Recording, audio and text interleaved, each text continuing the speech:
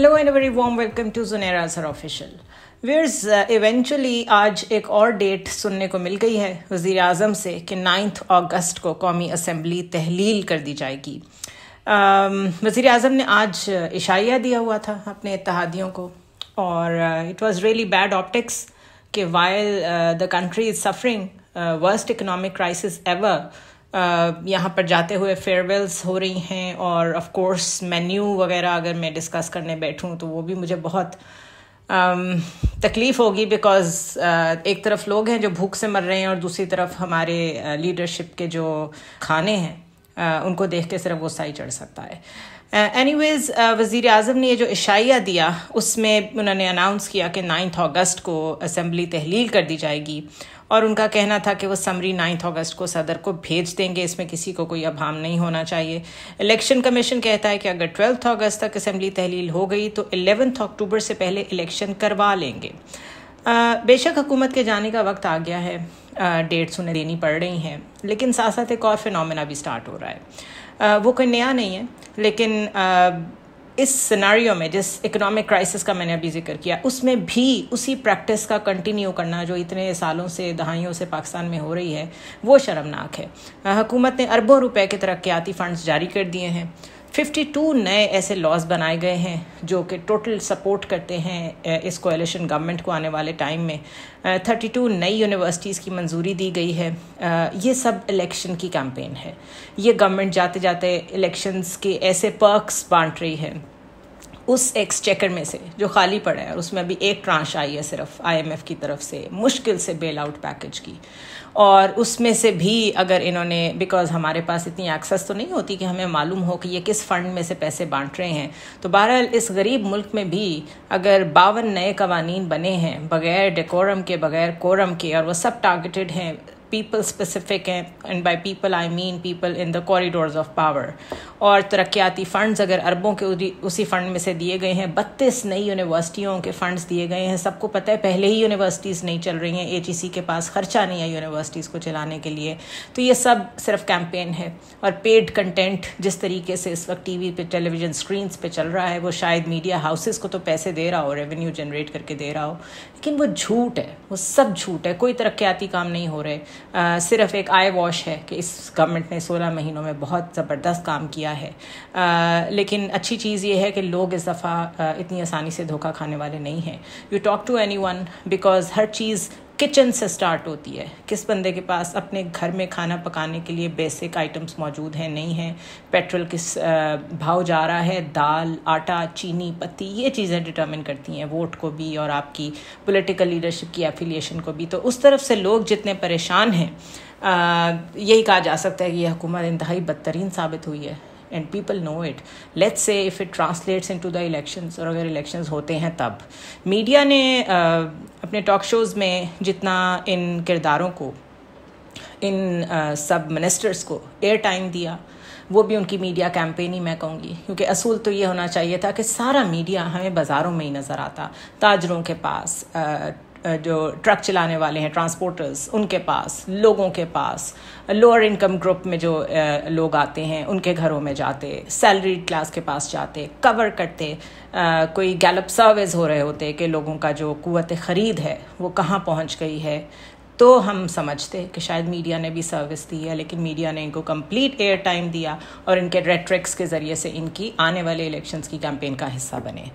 जहाँ तक सेंसस का कनंड्रम है, उसकी मंजूरी के लिए मैंने कल भी आपको बताया था कि मुश्तरका मफादात काउंसिल ऑफ कॉमन इंटरेस्ट का इजलास जो है वो कल बुला लिया गया है, और डिजिटल सेंसस की नताइज की मंजूरी के लिए इसको बुलाया गया है।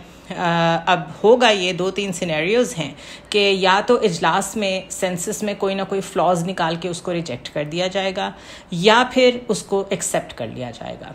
अगर तो उनकी मंजूरी हो जाती है, इस सेंसस की मंजूरी हो जाती है, ये नोटिफाई हो जाता है, तो फिर क्या होगा? फिर डीलिमिटेशंस होंगी, फिर हल्का बंदियाँ नए सिरे से होंगी। अगर हल्का बंदियाँ नए सिरे से होनी है तो वो इट्स सेल्फ 3 to 4 months का प्रोसेस है, विच सिंपली मीन्स के elections would be further delayed.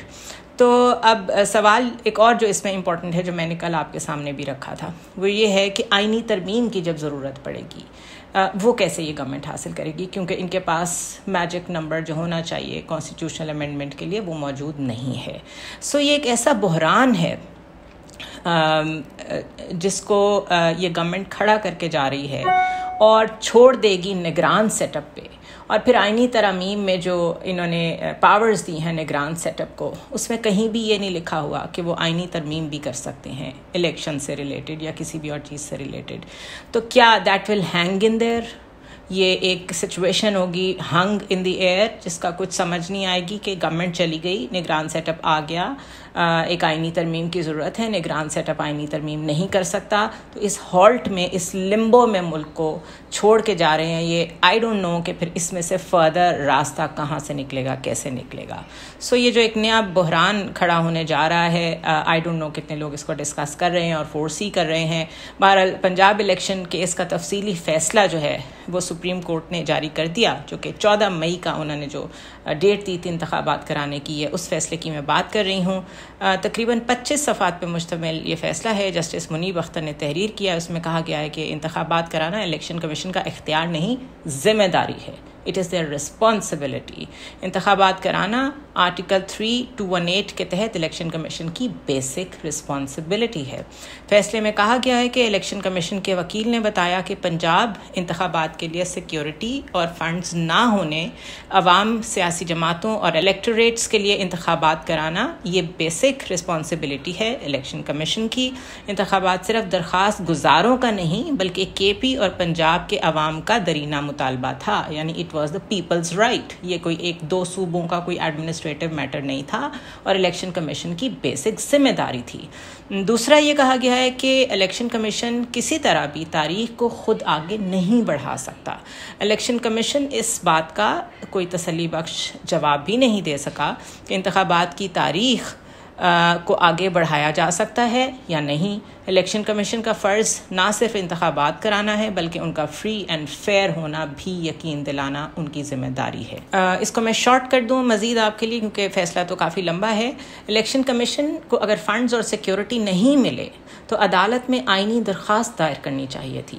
Election commission بتاتا کہ ایگزیکٹو اتھارٹی سیکیورٹی اور فنڈز ہمیں نہیں فراہم کر رہی، یعنی کہ اگر ایک سچویشن کریٹ ہوئی ہے جس میں الیکشن کمیشن کو جو ایگزیکٹو اتھارٹی ہے وہ فنڈز اور سیکیورٹی فراہم نہیں کر رہی، تو کیونکہ یہ بیسک رسپانسبلٹی ہے الیکشن کمیشن کی کہ وہ الیکشن کرائے، تو اس کو ایک آئینی درخواست دینی چاہیے تھی سپریم کورٹ میں کہ we are helpless because ہمیں سیکیورٹی اور ہمیں جو ایڈمنسٹریٹو اتھارٹی چاہیے وہ نہیں دے رہی ایگزیکٹو، یعنی انہیں ہیلپ مانگنی چاہیے تھی سپریم کورٹ سے۔ عدالت عظمیٰ کے فیصلے میں یہ بھی لکھا ہے کہ الیکشن کمیشن کو غیر قانونی آرڈر نہیں جاری کرنا چاہیے تھا بلکہ قانونی راستہ اختیار کرنا چاہیے تھا۔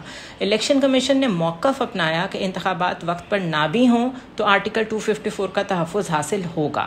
الیکشن کمیشن کا آرٹیکل 254 کی بنیاد پر انتخابات میں التوا کا موقف غلط ہے۔ آرٹیکل 254 کسی کو بھی آئینی ذمہ داری سے فرار کا راستہ نہیں دیتا۔ سپریم کورٹ کا یہ فیصلہ تو آ گیا ہے اور یہ ایک حد تک تاریخی فیصلہ بھی کہلائے گا، لیکن صرف فیصلہ ہی کہلائے گا۔ اس میں جو اپنی ریٹ اسٹیبلش کرنی تھی سپریم کورٹ نے کہ الیکشن کمیشن نے یا ایگزیکٹو اتھارٹی جو ان دس کیس وزیر اعظم ہیں، جنہوں نے اٹر وائلیشن کی of the constitution in connivance with each other مل کے الیکشن نہیں کرائے، اس پہ ان کو نااہل کیا جانا چاہیے تھا۔ سپریم کورٹ کی یہ ذمہ داری تھی جو انہوں نے پوری نہیں کی۔ سو محض ایک اس طرح کا آرڈر لکھ کے اگر سپریم کورٹ یا بندیال صاحب یہ سمجھ رہے ہیں یا پورا بینچ جو اس میں شامل تھا کہ ان کو تاریخ میں یاد رکھا جائے گا، تو تاریخ میں ان کو بہت ویک چیف جسٹس کے طور پہ یاد رکھا جائے گا، اور ایک ویک جوڈیشری ایک بڑی شرمناک چیز ہے کسی بھی ملک کے لیے۔ تو خیر یہ فیصلہ آ گیا، اس کا آنا نہ آنا برابر ہے، صرف یہ سمجھ آ گئی ہے کہ کانسٹیٹیوشنلی اسپیکنگ الیکشن کمیشن نے اپنی ذمہ داری پوری نہیں کی اور کرمنل رول پلے کیا ہے بیچ میں ایگزیکٹو اتھارٹی نے بھی۔ شاہد خاقان عباسی، حفیظ شیخ، اسلم بھوتانی، فواد حسن فواد، عشرت العباد نگران وزیر اعظم کے امیدوار ہیں۔ عشرت العباد تو بہت لمبے عرصے تک کراچی کے گورنر بھی رہے ہیں، لیکن اگر آپ تھوڑی سی ان پہ ریسرچ کریں تو ان کے اوپر کتنی FIRs ہیں جس میں قتل بھی ہے، جس میں اغوا بھی ہے۔ تو اس کے بعد سوچ بند ہو جاتی ہے, عقل دنگ رہ جاتی ہے کہ ایک ملک میں ایسا گورنر بھی لگ سکتا ہے جس کے اوپر اتنی FIRs ہوں, اور اس کا نام ایک ایسی لسٹ میں بھی آ سکتا ہے جو کہ کیئر ٹیکر سیٹ اپ کے لیے کنسیڈریشن میں ہے, کیئر ٹیکر پرائم منسٹر کے لیے ٹو بی پریسائز. تو یہیں سے امیدیں تقریباً دم توڑ دیتی ہیں جب ایسے نام ہم دیکھتے ہیں. اور حفیظ شیخ technocrat, social political back ground, good relations with establishment, تو ایک بڑا ساؤنڈ نام ان کا لگ رہا ہے پروبیبلی. خاقان عباسی کیونکہ الیکشن نہیں لڑنے جا رہے, نون لیگ کا ٹکٹ نہیں لے رہے یا انہیں نہیں دیا جا رہا, تو بھی وہ ایک سیف سائڈ پلے کرتے نظر آئے ہیں سارے 16 منتھس کے پیریڈ میں. اور اب یہ لگتا ہے کہ جتنے لوگوں نے بھی بڑا سیف پلے کیا ہے, وہ ری امیجننگ پاکستان والے سارے لوگ, انہوں نے شاید اپنے CVs سنبھال کے رکھے ہوئے تھے ایسے ٹائم کے لیے. تو I would not be surprised اگر مفتاح اسماعیل یا خاقان عباسی میں سے کوئی ہمارا آنے والا نگران وزیر اعظم ہو. فواد حسن فواد کا نام آ رہا ہے, he use to be principal secretary to Nawaz Sharif. Again اگر وہ آ جاتے ہیں تو it will be a very good situation for Muslim League Noon, win win situation. تو بہرحال کہا یہ جا رہا ہے کہ PDM اور اتحادی جماعتوں نے نگران وزیر اعظم کے لیے نامزدگی کا جو اختیار ہے وہ وزیر اعظم شہباز شریف کو دے دیا ہے. اب وزیر اعظم شہباز شریف کس کا زیادہ ساتھ دیتے ہیں؟ وہ اسٹیبلشمنٹ کے ساتھ بھی کھڑے ہیں, وہ اپنے بھائی کے ساتھ بھی کھڑے ہیں. تو لیٹس سی کہ قرا کس کے نام نکلتا ہے.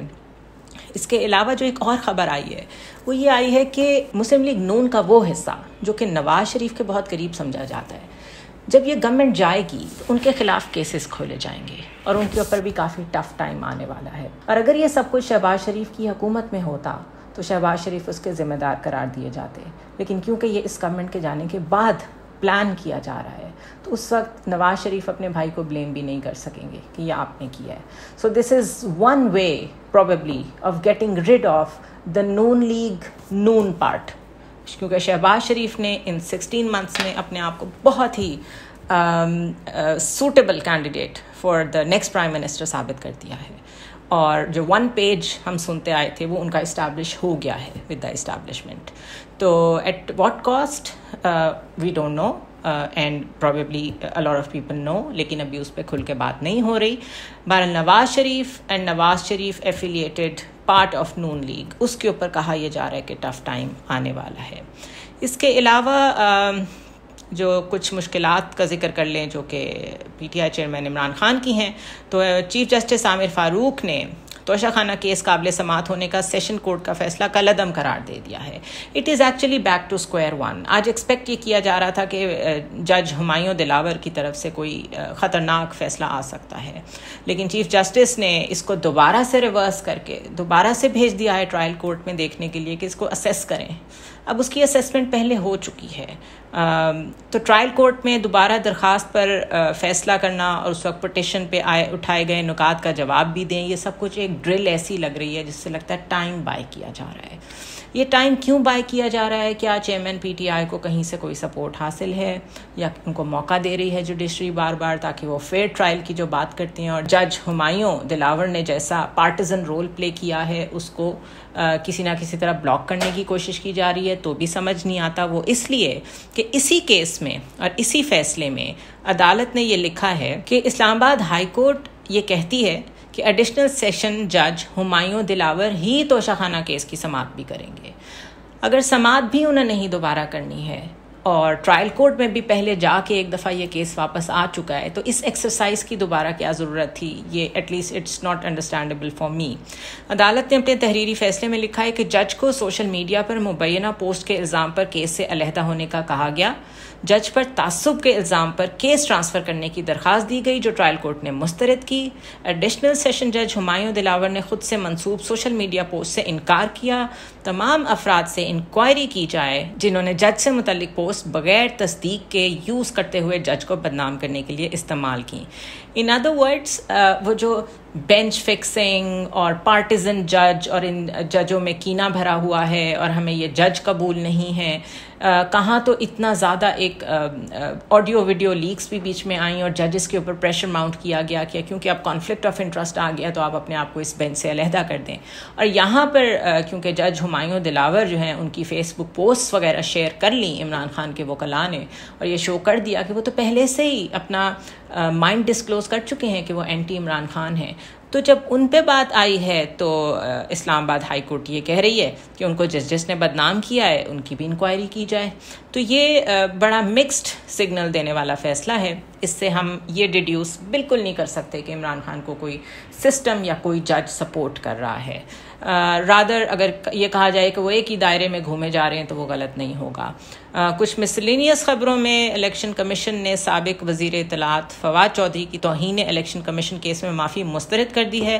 شو کاز نوٹس کا جواب 15 اگست تک جمع کرانے کا حکم دیا ہے. شہریار آفریدی کو اڈیالہ جیل سے رہا ہوتے ہی دوبارہ گرفتار کر لیا گیا.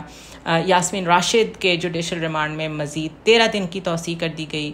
اور پرویز الہی کی نظر بندی کے خلاف دائر درخواست پر ایڈیشنل ہوم سیکرٹری کو زیر التوا درخواست کو سن کر فیصلہ کرنے کی ہدایت دی گئی ہے. ایک طرف پاور بروکرنگ ہو رہی ہے, ایک طرف پاور شیئرنگ فارمولاز ڈسکس ہو رہے ہیں, دوسری جانب یہ کریک ڈاؤن کنٹینیو کر رہا ہے. ون کین اونلی سے کہ شاید کوئی میریکل ہو جائے اور چیزیں ہمیں ٹریک پہ جاتی نظر آئیں. I'll see you tomorrow.